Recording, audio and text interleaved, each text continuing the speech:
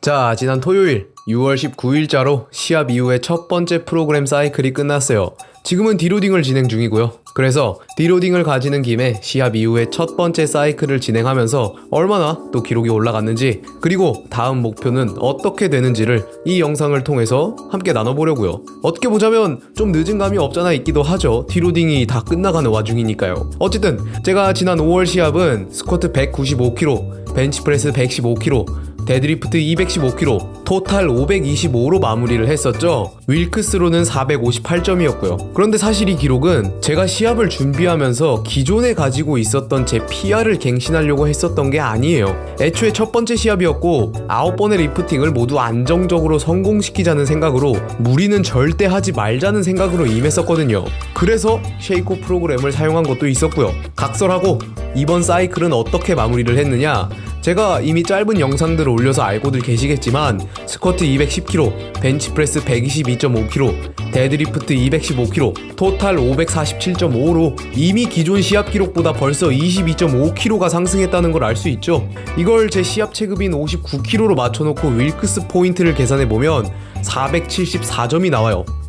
시합 당일날의 계측 체중이야 59보다는 당연히 여유있게 아래로 맞춰놓을 거니까 이대로만 들게 되면 474점보다는 좀 더 높아지긴 할 거예요. 당장 지난 시합의 계측 체중인 58.5kg만 돼도 윌크스 포인트가 4점이 올라가죠. 이런 개이득적인 부분이 있어요. 어쨌든 이제 한 종목씩 짚어보면서 각 종목별로의 목표와 앞으로의 계획에 대해서 알아보도록 할게요. 먼저 스쿼트. 다른 종목들보다도 제일 자신 있는 게 이 스쿼트예요. 이번에 깊이가 조금 아쉽긴 하지만 체중 3.5배를 들어 올렸죠. 깊이적인 부분이야 개선하면 되는 거고 충분히 잡아낼 수 있겠다고 생각하고 있어요. 참, 하나 아셔야 할 게 제가 로우바를 시작한 게 이제 겨우 4달째라는 거예요. 그 전까지는 진짜 정말 하이바만을 가지고 훈련을 해오다가 지난 3월부터 시합을 준비하면서 본격적으로 로우바를 건드리기 시작한 거거든요. 그러니까 로우바의 숙련도적인 부분은 여전히 많이 부족하다는 뜻이 되겠죠. 솔직히 따지고 보면 하이바로 180kg 6개를 드러내는데 이걸 단순하게 수치적으로만 환산해보면 원RM 추정치가 210kg가 되거든요. 로우바가 아니라 하이바가요. 그런데 로우바를 210을 들고 있는 거죠. 물론 사람마다 그 차이가 있을 수는 있겠지만 평균적인 수치를 생각해 봤을 때는 하이바에 비해서 로우바를 못하는 거죠. 근데 당연히 그럴 수밖에요. 하이바는 제가 바벨을 처음 잡았을 때부터 장장 7년을 내리해왔는데 로우바는 이제 겨우 4개월 차에 들어가고 있으니까 차이가 나지 않으면 그게 이상한 거죠. 거기다가 로우바를 시작하고 나서 자세를 구축하는데 첫 한 달을 꼬박 써버렸기도 했고요. 그래서 9월 시합의 스쿼트 목표는 아직은 확신하기 어려운 부분이 있기는 한데 일단은 205kg를 목표를 하고 있어요. 이제 다음 사이클까지 진행하면서 숙련도를 더 끌어올리고 깊이까지 충분히 잡아낸다면 목표치를 210으로 상향 조정을 할 수도 있겠고요. 그리고 당장 올해는 잘 모르겠지만 스쿼트는 이제 레드 플레이트 4장 220kg를 목표로 바라다 보고 있어요. 다른 건 몰라도 제가 스쿼트 하나는 좀 잘한다고 생각해요. 벤치랑 데드는 아직 좀 부족할지 몰라도 스쿼트는 진짜로 좀 센 편이거든요. 현역으로 뛰고 있는 세계 59kg급들과 비교를 해봐도 스쿼트 200을 넘기는 분들이 정말 잘 없으니까요. 이게 제가 잘하고 못하고를 떠나서 애초에 헬리니 시절 때부터 가장 열심히 했고 좋아했던 게 스쿼트였던지라 그 영향도 분명히 있다고 생각해요. 좋아하는 걸 잘하게 되니까요. 언젠가는 오프너를 200으로 가져갈 수 있게끔 열심히 끌어올려 봐야겠죠. 오프너 200kg, 가슴 설레네요. 다음으로 벤치프레스. 벤치프레스도 이번 사이클을 진행하면서 꽤 많이 올랐다고 할 수 있는데요. 제가 지난 시합 때는 115kg를 생각했던 것보다 좀 힘겹게 드러냈었는데 이번 사이클에서는 122.5kg까지 터치앤고가 아니라 시합 커맨드를 받으면서 밀어내는데 성공했거든요. 2차 중량이었던 115kg는 120kg 정지 벤치를 들어 올린 그날에 워밍업으로 2개를 벌써 밀어냈고요.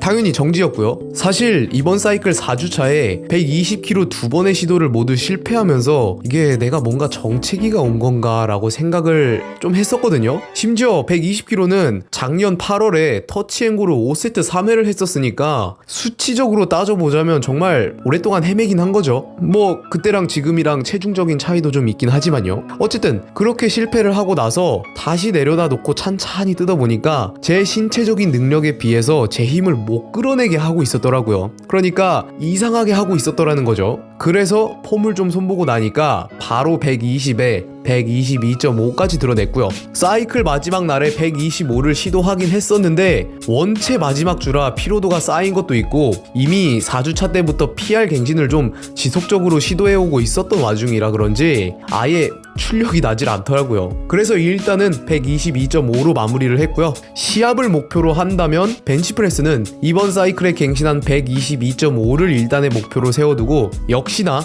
다음 사이클을 진행하면서 어떻게 조정을 해야 할지 볼 거예요. 올해의 목표는 130 정도로 두고 있고요. 마지막으로 데드리프트.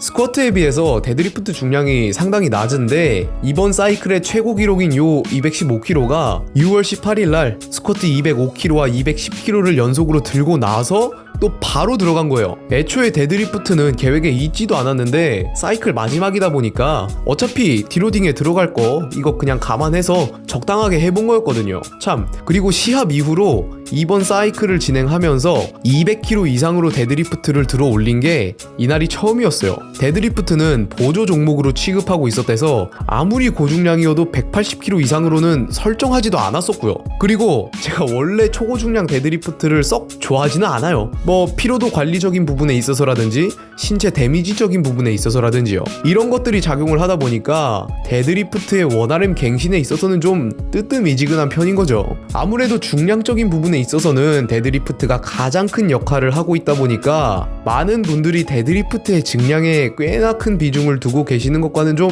대조적이죠. 이게 뭐 제가 데드리프트를 막 못해서 그런 거는 아니고 스쿼트를 하는 만큼은 충분히 데드리프트가 보정이 되는 부분이 있다 보니까 그런 것도 있어요. 생각해보면 스쿼트를 드는 만큼은 데드리프트도 따라오는데 데드리프트를 드는 만큼 스쿼트를 들 수 있는 건 아니잖아요? 당장 이번 USAPL 59kg 체급 시합 기록을 보면 데드리프트는 250kg를 뽑아내는데 스쿼트가 170kg대인 선수가 있거든요. 물론 체형적인 부분이 작용을 하는 부분도 있겠지만 결국 완전 탑급으로 가게 될수록 스쿼트를 좀 더 잘해야 한다고 생각하는 개인적인 입장이라서요. 그렇다고 데드리프트를 아예 놔버리란 뜻은 아니에요. 어쨌든 215kg는 무난하게 드러냈어요. 사실 저게 리프팅 시도 때 셋업이 깨져버려가지고 그냥 힘으로 들어 제낀 게 좀 있거든요. 보면 최하단부에서 바로 들려서 올라오는 게 아니라 좀 멈칫하다가 올라오잖아요. 아니 215kg는 시합 때도 들었는데 이게 무슨 의미가 있느냐. 아무리 시합 환경이 조금씩 개선이 되어 가고 있다고는 하지만 어쨌거나 논란이 되는 부분이 없지는 않았으니까요. 그걸 감안하자면 이번 215kg가 제대로 된 파워가 PR이 되는 거죠. 지난 3월 말에 측정을 했었을 땐 210kg까지 들었으니까요. 215kg를 들어보면서 중량적인 느낌에 대한 걸 말해보자면 아무리 못해도 220 이상은 뽑아낼 수 있겠더라고요. 아직 시합까지는 짧게 가져간다면 2사이클 정도의 기간이 남아있으니까 잘만 해낸다면 230kg 정도까지는 바라볼 수 있겠더라는 생각이 들더라고요. 일단 아까도 언급했듯이 제가 데드리프트는 좀 사리는 경향이 있어서 좀 더 해봐야 알 것 같아요. 어쨌든 데드리프트도 다음 사이클까지는 지켜봐야죠. 실제로 들어본 것과 그렇지 않은 거에는 차이가 좀 있잖아요. 그래서 다음 시합은 어느 정도를 바라다 보고 있느냐, 토탈 550을 넘기는 걸 목표로 하고 있어요. 토탈 550에 제 체급인 59kg를 놓고 윌크스를 계산해보면 476점이 나오게 되네요.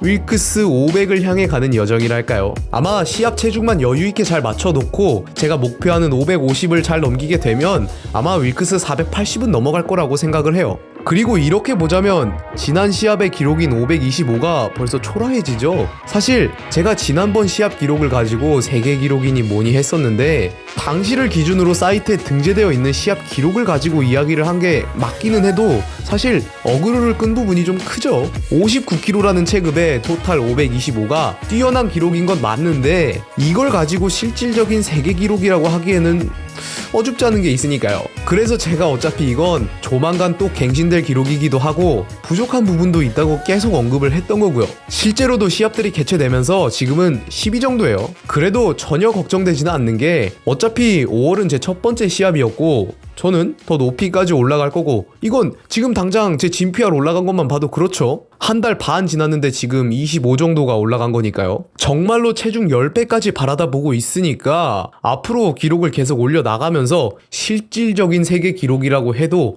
모자람이 없는 정도까지 올라가면 되는 거 아니겠어요? 지켜봐 주세요. 저는 진짜로 해내고 말 거니까요. 자, 여기까지 제 이번 사이클에 대한 보고와 앞으로의 목표 수치에 대한 이야기를 간단하게 이야기해봤어요. 앞으로 얼마나 더 많이 발전해 나갈지 기대가 되지 않으시나요? 영상 여기서 마무리하도록 하고 저는 다음 영상으로도 찾아뵐게요. 그럼 엔바